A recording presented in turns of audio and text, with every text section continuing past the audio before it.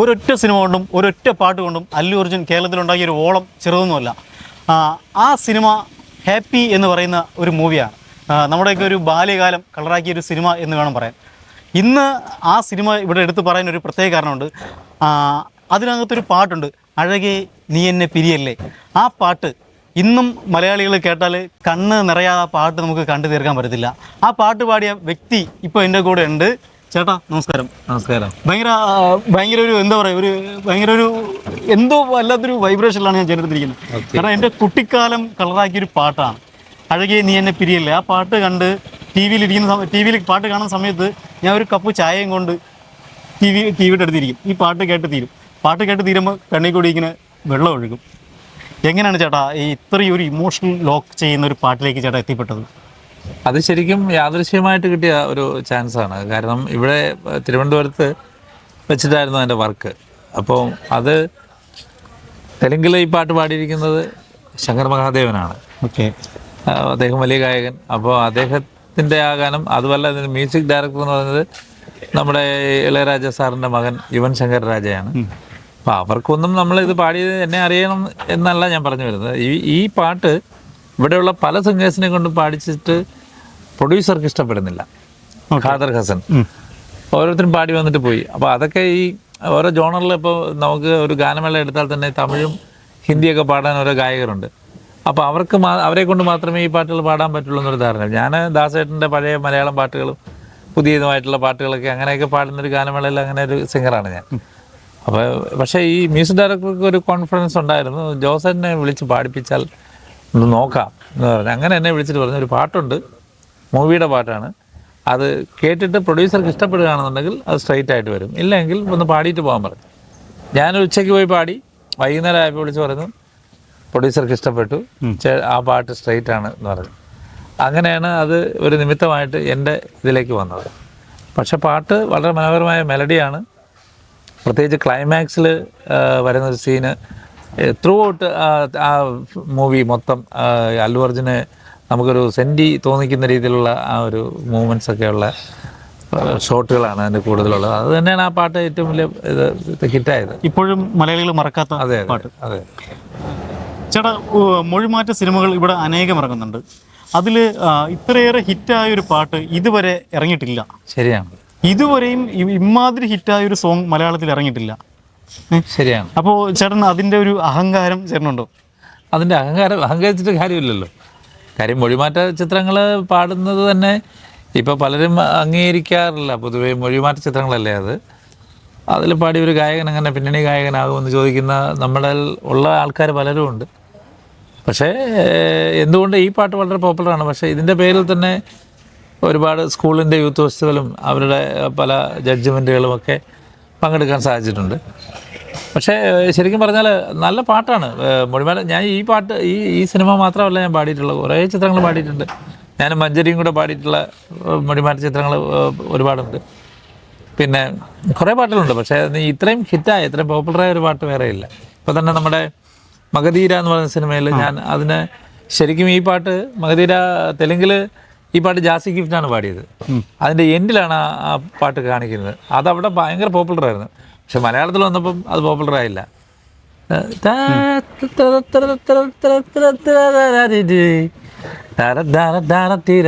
അങ്ങനെ പാട്ട് ഫാസ്റ്റ് നമ്പറാണ്. അത് അന്ന് പലരും റിംഗ് ടോണാണ്. ഈ ഹൈദരാബാദിലുള്ള പലരുടെയും എൻ്റെ സുഹൃത്തുക്കളുടെയൊക്കെ റിംഗ് ടോൺസ് ആയിരുന്നു. അഴകേ നീ എന്നെ പിരിയില്ല, അതും എല്ലാ പിള്ളേരുടെയും കോളർ ട്യൂണാണ്. തീർച്ചയായിട്ടും. ചേട്ടാ, അതായത് പാട്ട് തുടങ്ങുമ്പോൾ ചേട്ടാ ഇപ്പം എൻ്റെ അടുത്ത് സംസാരിക്കുന്ന ഒരു ഹൈ വോൾട്ടേജിലാണ് സംസാരിക്കുന്നത്. അഴകേ നീ, എനിക്ക് പാട്ട് പാടാൻ അറിയില്ല, എന്നാലും ഒരു വൈബ്രേഷനൊക്കെ ഉണ്ട് ഞാൻ എടുത്തിരിക്കുമ്പോൾ. ഒരു ഹൈ വോൾട്ടേജിലാണ് ആ പാട്ട് പോകുന്നത്. പക്ഷെ അങ്ങനെ പോയിട്ട് ചേട്ടാ പെട്ടെന്ന് പടം മെല്ലെ സ്ലോ ഡൗൺ ആവും. കൺമണി നീ എന്നെ. ചേട്ടാ ആ ലൈൻ ഒന്ന് പാടാവോ കേട്ടോ നമുക്ക്? പിന്നെന്താ? കൺമണി നിൻ വിളി കേൾക്കാതെ ഞാനെങ്ങനെ രാവിൻ തിരി താഴ്ത്തും, കണ്ണുകൾ നിറയും ഈ നേരം നീ ഒന്നു തലോടാൻ കൊതിയാകും, അണിയുമോ പ്രിയതമേ എൻ പ്രണയത്തിൻ സിന്ദൂരം, അഴകേ നീ എന്നെ പിരിയല്ലേ. ഒരു നാളും മറയരുതേ, കരളെ നീ കരയരുതേ, ഇവിടെ ഈ മഴവിൽ കൂട്ടിൽ തനിയെ ഞാൻ തേങ്ങുന്നു, ഇനിയും നിൻ പരിഭവമരുതേ, വരുമോ എൻ തേൻ കുയിലേ, അഴകേ നീ എന്നെ പിരിയല്ലേ.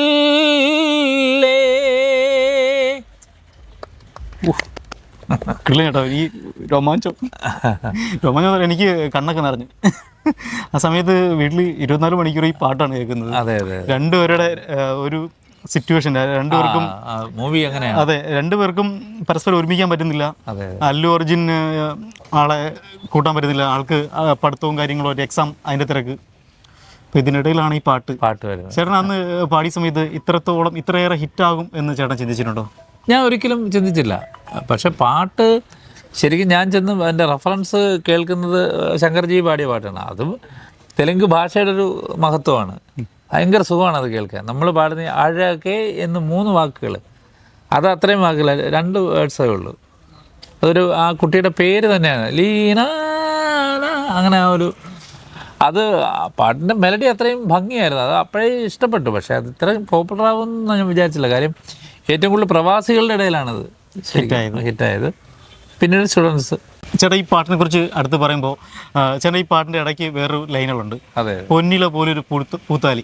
ഞാൻ അന്ന് എൻ്റെ പ്രണയിനിക്ക് ഫോട്ടോഗ്രാഫിൽ എഴുതി കൊടുത്ത ഒരു 4 ലൈനാണിത്.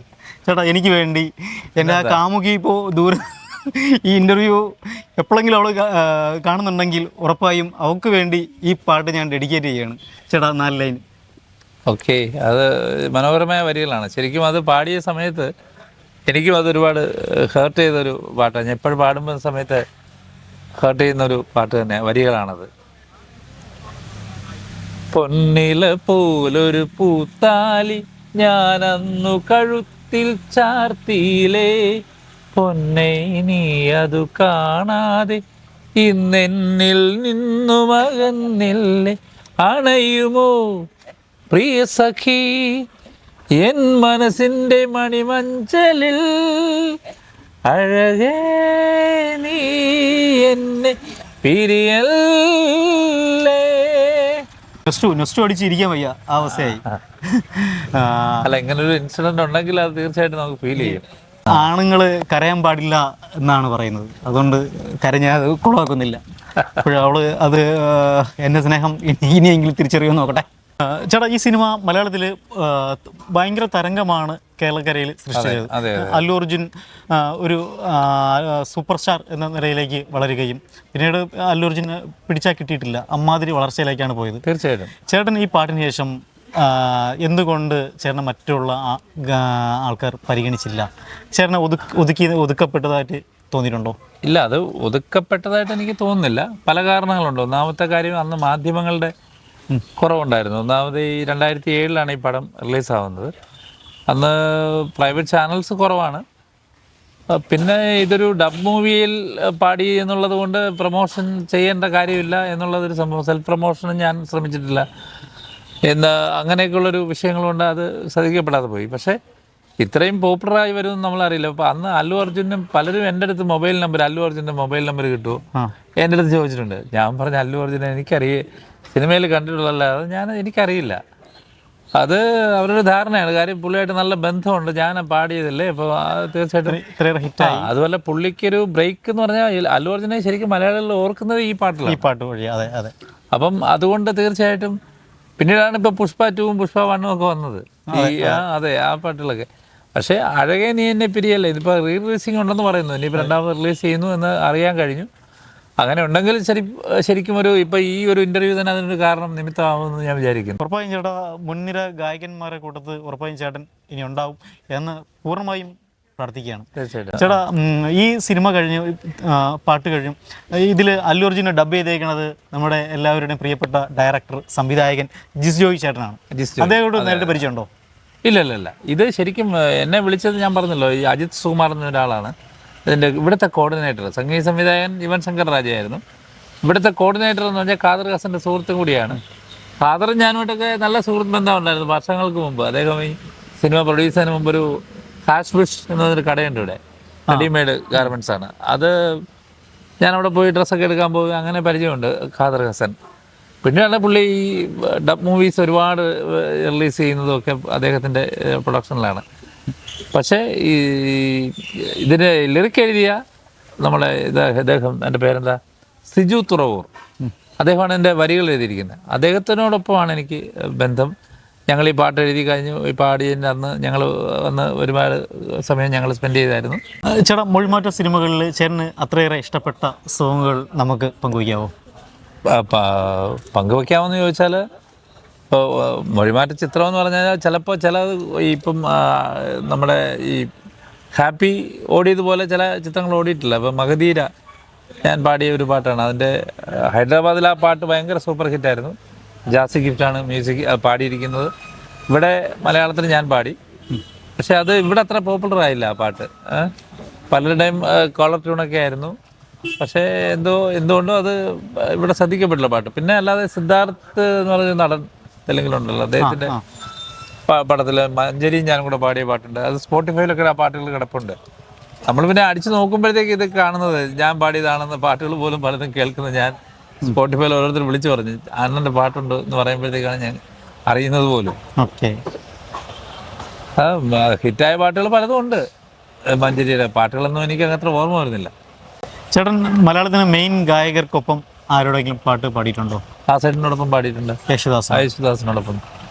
അതെൻ്റെ ഏറ്റവും വലിയ ഭാഗ്യമാണ് എൻ്റെ ഈ സംഗീത ജീവിതത്തിൽ. കാര്യം മലയാള സിനിമയിൽ ആ ഒരു ഭാഗ്യം കിട്ടിയ കുറച്ച് ഗായകരേ ഉള്ളൂ. ഒന്ന് ജയേട്ടനുണ്ട്, ഉണ്ണിച്ചേട്ടനുണ്ട്, ഉണ്ണിമേനുണ്ട്, കൃഷ്ണേന്ദ്രൻ ചേട്ടൻ, പിന്നെ പട്ടണക്കാട് പുരുഷോത്തം ചേട്ടൻ, കമുകറ പുരുഷോത്തം ചേട്ടൻ, പിന്നെ നമ്മുടെ ബ്രഹ്മാനന്ദൻ സാറ്, ഇങ്ങനെ കുറച്ച് പേരായിട്ടുള്ള. അപ്പോൾ അതിൻ്റെ ആ നിരയിൽ ഒരു ചെറിയ ഗായകൻ എന്ന രീതിയിൽ ഞങ്ങൾ പക്ഷേ അത് ത്രൂ ഔട്ട് സോങ്ങാണ് ഞങ്ങൾ ഡുവറ്റ് സോങ് പോലെ പാടിയിരിക്കുന്നൊരു പാട്ടാണ്. ഒരു കവാലി സോങ്ങാണ്. ബോംബെ മിഠായി എന്നാണ് സിനിമയുടെ പേര്. പടം റിലീസായിട്ടില്ല, പക്ഷേ പാട്ട് നമ്മുടെ ചെറിയ പാട്ട് പുസ്തകങ്ങളിലൊക്കെ അത് ഓൾറെഡി ഉണ്ടായിരുന്നു. ഒരു ഹിന്ദി റബീഖ് അഹമ്മദ് സാറിൻ്റെ വരികൾക്ക് ചന്ദ്രൻ എന്ന് പറഞ്ഞതാണ് മ്യൂസിക്, ചന്ദ്രൻ പാരീസ് എന്നാണ്. ഇന്ന് ചേട്ടനെയാണ് ഇൻ്റർവ്യൂ എടുക്കാൻ വരുന്ന അറിഞ്ഞിട്ട് നമ്മുടെ സിനിഫൈൽ മൂവി ഗ്രൂപ്പിലെ പ്രേക്ഷകർ എല്ലാവരും ഒരു കാര്യം പറഞ്ഞിട്ടുണ്ട്. ചേട്ടനെ കൊണ്ട് അഴകേ നീ എന്നെ പിരിയല്ലേ, ആ പാട്ട് ഫുള്ളായിട്ടൊന്ന് പാടിക്കാമോ എന്ന് റിക്വസ്റ്റ് ചെയ്തിട്ടുണ്ട്. ചേട്ടന് ബുദ്ധിമുട്ടില്ലെങ്കിൽ. എനിക്ക് ബുദ്ധിമുട്ട് തൊണ്ടയ്ക്കാണ്. അത് ഈ ഇടയ്ക്കൊരു പ്രോഗ്രാം, ഇപ്പോൾ പ്രോഗ്രാം ടൈമാണല്ലോ, അപ്പോൾ ആ സമയത്തൊരു ക്ഷേത്രത്തിലൊരു മെഗാ ഷോ ആയിരുന്നു. ആ മെഗാ ഷോയിൽ ഗാനമേള മാത്രമല്ലല്ലോ, ഇത് ശരിക്കും ആദ്യം ഒരു ഡാൻസ് കഴിഞ്ഞിട്ടാണ് അടുത്ത സോങ് പാടാൻ ചെല്ലുന്നത്. ഇപ്പോൾ ഡാൻസ് കളിച്ചിട്ട് ഈ കാർപ്പറ്റിൽ പൊടി ഇങ്ങനെ നിൽക്കും. ആ സമയത്താണ് ഞാൻ പോയി പാടുന്നത്. അങ്ങനെ പൊടി കംപ്ലീറ്റ് ഉള്ളിൽ പോയി അപ്പം തുടങ്ങിയതാണ്. ലാസ്റ്റ് ചെയിൻ സോങ് ഒക്കെ ആയപ്പോഴത്തേക്ക് ഈ വേൽമുരുകയുടെ ആദ്യത്തെ സാധനം പാടിയിട്ട് ലാസ്റ്റ് പാടി തുടങ്ങാൻ പറ്റുന്നില്ല എനിക്ക്. കാര്യം തൊണ്ടയിൽ നിന്ന് ചുമയ്ക്കാനുള്ള ടെൻഡൻസി വന്നിട്ടുണ്ട്. ഇപ്പോഴും അതുകൊണ്ട് ആ കഫം കയറി ഭയങ്കര പ്രശ്നമാണ്. എന്നാലും ശ്രമിക്കാം. ഒന്നാമത് ഈ പാട്ട് ഹൈപ്പിച്ചാണ്. ഓഹോ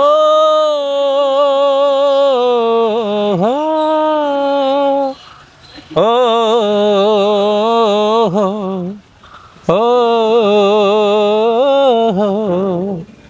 അഴകേ നീ എന്നെ പിരിയല്ലേ,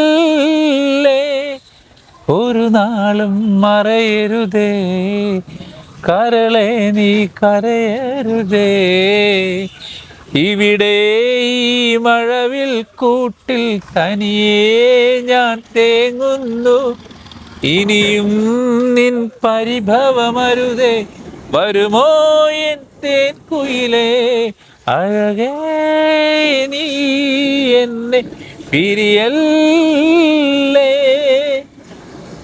പൊന്നില പോലൊരു പൂത്താലി ഞാൻ അന്നു കഴുത്തിൽ ചാർത്തിയിലേ, പൊന്നെ നീ അതു കാണാതെ ഇന്നെന്നിൽ നിന്നു മകന്നില്ലേ, അണിയുപോ പ്രിയ സഖി എൻ മനസ്സിൻ്റെ മണിമഞ്ചലിൽ, അഴകേ നീ എന്നെ പിരിയല്ലേ, കൺമണി നിൻ വിളി കേൾക്കാതെ ഞാനെങ്ങനെ രാവിൻ തിരിതാഴ്ത്തും, കണ്ണുകൾ നിറയും ഈ നേരം, നീ ഒന്നു തലോടാൻ കൊതിയാകും, അണിയുമോ പ്രിയതമേ എൻ പ്രണയത്തിൻ സിന്ദൂരം, അഴകേ നീ എന്നെ പിരിയല്ലേ, ഒരു നാളും മറയരുതേ, കരളെ നീ കരയരുതേ, ഇവിടെ ഈ മഴവിൽ കൂട്ടിൽ തനിയെ ഞാൻ തേങ്ങുന്നു, ഇനിയും നിൻ പരിഭവമരുതേ, വരുമോ എൻ തേൻ കുയിലേ, അഴകേ നീ എന്നെ പിരിയല്ലേ. ഇതിൻ്റെ ഒരു ട്രേഡ് മാർക്ക് എന്ന് പറഞ്ഞാൽ അതിനകത്തൊരു സ്വരങ്ങളുണ്ട്. നിസരി സസാസ നിസരി സസാസ നിസരി സസാസദാരിണി നിസരി സസാസ നിസരി സസാസ നിസരി സസാ നിസാ നിസരി സസാസ നിസരി സസാസ നിസരി സസാസമാരിണി നിസരി സസാസ നിസരി സസാസ നിസരി സസാ നിസാ. അതെ എടാ, ഇത് നോയ്സ് ക്യാൻസൽ